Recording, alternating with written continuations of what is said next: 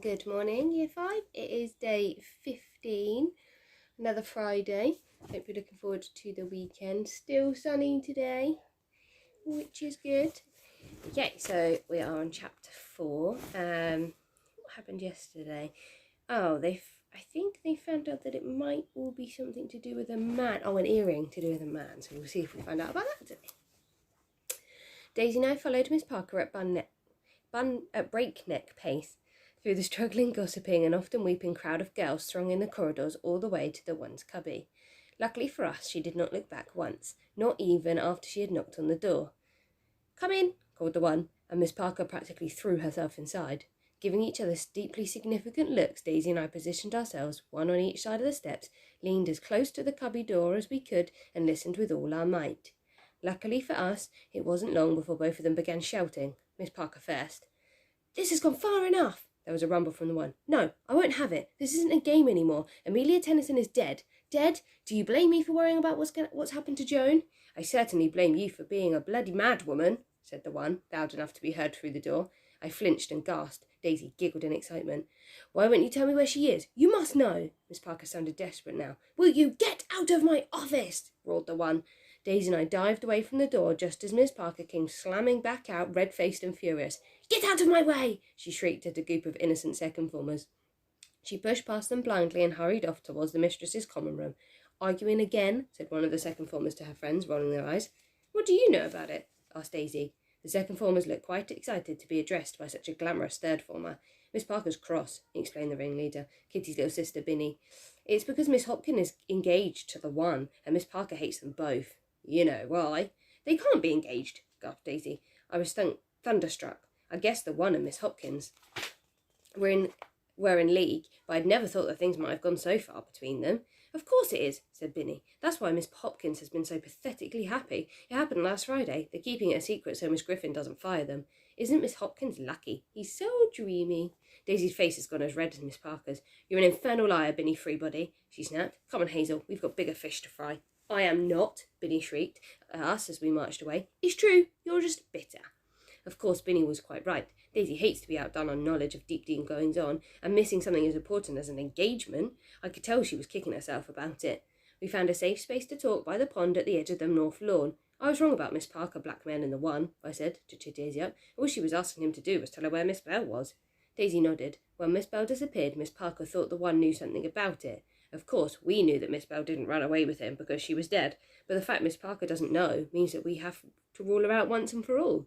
"What if Miss Hopkins and the one did do it together?" I asked. "If Miss Bell discovered their engagement, you know how Miss Griffin hates it when mistresses get married. She thinks they've betrayed her. She'd have dismissed them both on the spot, so perhaps they killed her to keep it a secret. After all, we've as good as heard Miss Parker say that the earring we found looks like some the one gave to Miss Hopkins. And aren't you supposed to give jewellery to the person you're in love with?" I said it without thinking, and then winced, remembering that my accusation of Miss Hopkins has caused our argument in the first place. But Miss Tennyson's murder really must have done something to Daisy. She opened her mouth to shout at me, but then she closed it again and frowned thoughtfully. "No, you're right," she said at last. "We can't discount Miss Hopkins any more. I don't want her to have done it, but we must follow the clues wherever they take us. The only question is, why would she and the one rope Miss Tennyson into it? He's got a car after all, and he's strong enough to help Miss Hopkins move the body. Perhaps they wanted to use her as a scapegoat," I suggested. "So if someone did discover there had been a murder, they could blame Miss Tennyson for it. But then they started to worry that she would tell someone the truth, and they decided to get rid of her and run away to begin their new lives together," said Daisy. "Not bad, Watson. Not bad at all. I'm more and more certain that we're very close. Only a few real suspects left. We need to have a proper detective society meeting about it at lunchtime, though just to make sure we're doing everything we ought." We gave each other Detective Society handshake just as the bell rang, and I went off to lessons with the remaining suspects swimming about in my head. Either Miss Hopkins and the one had done it, or Miss Lappet had.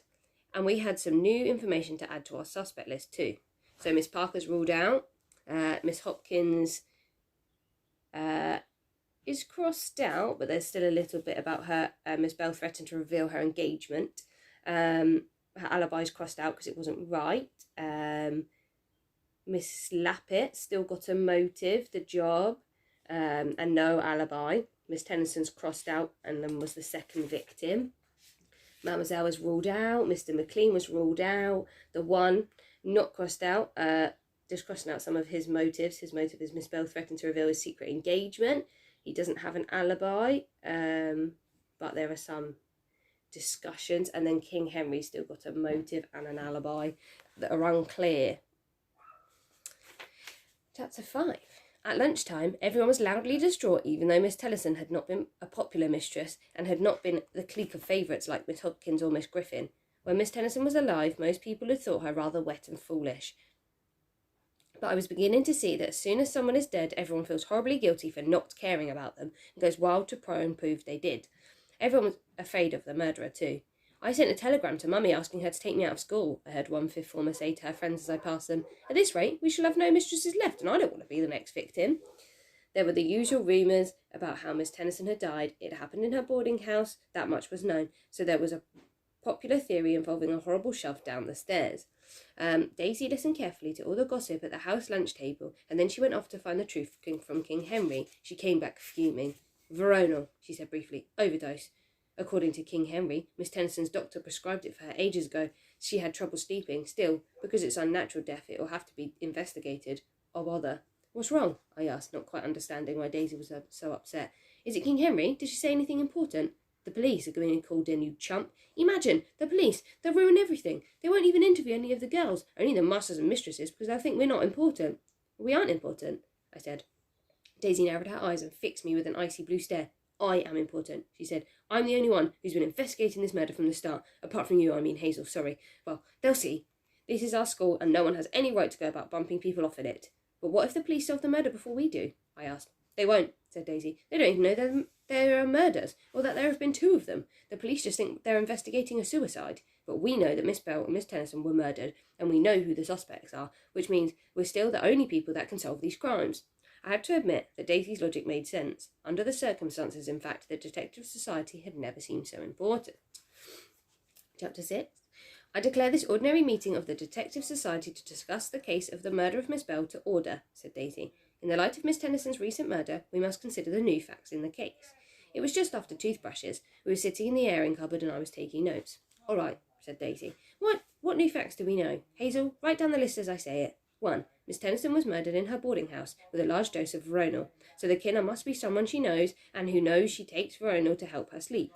Miss Lappet fits that perfectly. On the face of it, the one is less likely because as a man, he wouldn't be allowed past Miss Tennyson's boarding house matron, but it is possible he sent Miss Hopkins to do it for him. King Henry told me that Miss Griffin keeps medical records of all the masters and mistresses in her office, so any one of our 3 suspects could have cracked in and read Miss Tennyson's. So far, this all seemed perfectly right to me. 2. Miss Tennyson must have been murdered by her accomplice because she was going to tell the police about the crime. Do all 3 have a motive to work with Miss Tennyson? Miss Lappet is an easy yes. She could have combined forces with Miss Tennyson to knock off the main rival for the deputy post. Then she'd be doubly eager to get rid of Miss Tennyson afterwards. Miss Hopkins and the one, well, you said it, Hazel, they would have known perfectly well that the Hop would have been sacked as soon as Miss Griffin heard, and Mr. Reed too, for being the one who's marrying her, so they might have killed Miss Bell together to stop the news of their engagement going out, and then roped in Miss Tennyson as a scapegoat. I nodded. And you know, I said, even though you were wrong about Miss Tennyson killing Miss Bell on her own, I think you were right about how the murder happened. If Daisy could admit that I had been right about some things, it only seemed fair that I'd do the same to her. So that means we know how the murderer or murderers did it and when they did it. We only have to work out who it was. Daisy beamed. Absolutely correct, she cried. Let the police do their worst. We have the most wonderful head start. Tomorrow, we follow our suspects until we learn the truth, and I absolutely promise not to jump to any conclusions unless you agree with me. On that note, the meeting was adjourned. We had then narrowed our list down to 3 suspects, and this time we knew we had to be careful. If we had not caught the real murderer by the end of the week, I decided, then we were no sorts of detectives at all.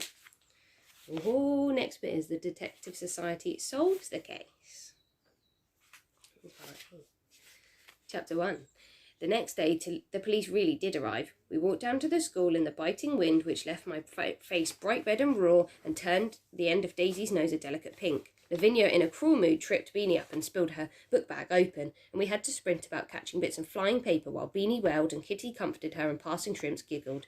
We were brought up short by the sight of a policeman standing in front of Old Wing entrance. He was in a uniform with a blue buttoned-up jacket and tall blue hat. As we crept past our way inside, he seemed impossibly severe and awful. The guilt of what I knew we had done to Miss Tennyson was sizzling through me. For a moment, I felt like the murderer. We saw another policeman on the way to prayers. He was much younger than the tall one at the old wing entrance, and he had a thin neck and spots all across his narrow cheeks. Dreamy, whispered Katie. You're desperate, said Lavinia, told her scornfully. Quiet, girls, said Miss Lappet on her way past. I flinched when I saw her. She looked worse than ever, red-nosed, with 2 cardigan buttons gaping open. She squinted at us all and said unsteadily, Top button's done up, if you please. As she staggered away, I breathed a little easier. I was still terrified that the murderer might secretly be waiting for the right moment to catch us and add us to the list of victims. Prayers were very odd. Miss Griffin seemed determined to carry on as though nothing had happened, even though there were now 2 empty seats where Miss Bell and Miss Tennyson ought to have been. Everyone kept turning around and craning their necks to look at the gaps, and Miss Griffin gave all the turners and craners paralysing stares whenever she caught their eye. Miss Griffin did not mention the police at all, though. It would have been difficult not to. Oh, she did mention it. I would like you girls to extend them every courtesy, she told us sternly, while they carry out their investigations, which I'm sure we all hope will be completed as soon as possible. The sooner this regrettable business is cleared up, the better. And now, the day's notices. I saw Daisy looking at the spotty policeman thoughtfully as we passed him again on the way to Mass. She had been planning her expression on, and I suspected that I was about to be asked to do something illegal. Sure enough, while Miss Parker was writing out sums for us on the blackboard and looking furious and stiff-haired as she did it, I was slipped a note which read, Our bum break, go straight for the spotty policeman. I'll do the talking. This sounded suspiciously like there would be no time to collect our biscuits. I did not much like that. Tuesdays are peak freen bourbon creams, my favourite. They are even better than the ginger nuts. Sure enough, as soon as bum break bell went, Daisy seized my hand and rushed me out of science, down the stairs and into the library corridor. The spotty policeman was standing next to the mistress's common room door, watching the opposite wall with a slightly cross-eyed stare. I looked at him again, and he was still unable to understand what Kitty saw in him. Daisy, however, seemed absolutely charmed. She tugged at her plait until it came loose over her shoulders, dropped her book bag on my feet, and then rushed up to the policeman with a very kitty-like squeal of glee. Oh, she exclaimed, I've always wanted to meet a policeman. Before the spotty policeman had time to realise what was happening to him, she had pounced on his arm and was clinging to it, gazing up at him raptly. He started and looked at a panic spread across his spotty face. Good morning, miss, he said awkwardly. What can I do for you? Daisy widened her blue eyes at him. I think policemen are fascinating, she said breathlessly. All that work you do is simply marvellous. Are you a detective? The spotty policeman coughed. A blotchy flush spread over his way up his thin neck to the tips of his ears. Yes, miss, I am, he said, and then blushed even more. Oh, gasped Daisy. It must be the most wonderful thing in the world. You must be awfully clever. Oh, no, said the policeman. Oh, no, not me. But you are. It's all around the school that you were the one who realised that this might not be a suicide. The policeman's skinny chest puffed out. Is it? He asked quickly. Well, I suppose, yeah, all right. At first we thought it was just your average bottle of Veronal by the bed, scrap of writing on her blotter that read, I'm so sorry to do this to you. But I noticed something interesting. She was lying so nice on the bed, nightdress done up perfectly, hair brushed, and then there were scratches. But then there were scratches on her hands and a little cut on her lip, as though she'd struggled. It didn't add up, and I said so to the chief. Then we went to interview the lady who runs your Miss Tennyson's boarding house, and she said someone came to visit her on Saturday, the night she died. A woman. My heart jumped. Had it been Miss Lappet or Miss Hopkins? Oh, scored Daisy on cue. How frightfully exciting. The policeman beamed at her. Of course, he said. You mustn't tell anyone what I've just told you. Strictly confidential. Oh, yes, said Daisy. Strictly, but strictly confidential again. What does she look like, this woman? She asked it a little too quickly, and it suddenly sounded strange. I winced inwardly. Daisy tried to cover up her mistake by adding, in her silliest voice, I mean, was she murderous? But even with her charm on, she had gone too far. The policeman blinked and flashed, and then seemed to come out of his spell Daisy had put him under. Here, he said, stammering. What do you want to know for that? We're going to go round telling all your friends, aren't you? No, you better not. This is privileged information. I oughtn't have told you so much about it. Promise me you won't tell anyone, else I did. The chief will have me up for it. Oh, of course I won't, said Daisy, being just as reassuring as possible. Don't be silly. I think you're terribly lucky being in the middle of it like that. Do you know? But at that moment, a man came out of the mistress's common room and saw Daisy speaking to the spotty policeman. This man had a long nose, black eyes, and thick dark hair slicked back from his forehead. He looked extremely official. In fact, I realised that he must be the police chief of the spotty policeman I've mentioned. Rogers, the chief said sharply, his face crumpling up in annoyance. Don't talk to the young ladies. He gave Daisy a very nasty glare and she stared back at him unmoved. Goodbye, Mr. Detective, she said to Rogers, looking up at him through her eyelashes. With one more earring glare at the police chief, she said, Come on, Hazel, we must be going now, and stalked away down the library corridor. So that's it till next week. Hopefully we find out if they solve the case. I look forward to seeing all of your logs, and don't forget to send your English work to me and your maths work to Mrs. Wren, and anything else you do, we would love to see. Have a lovely weekend.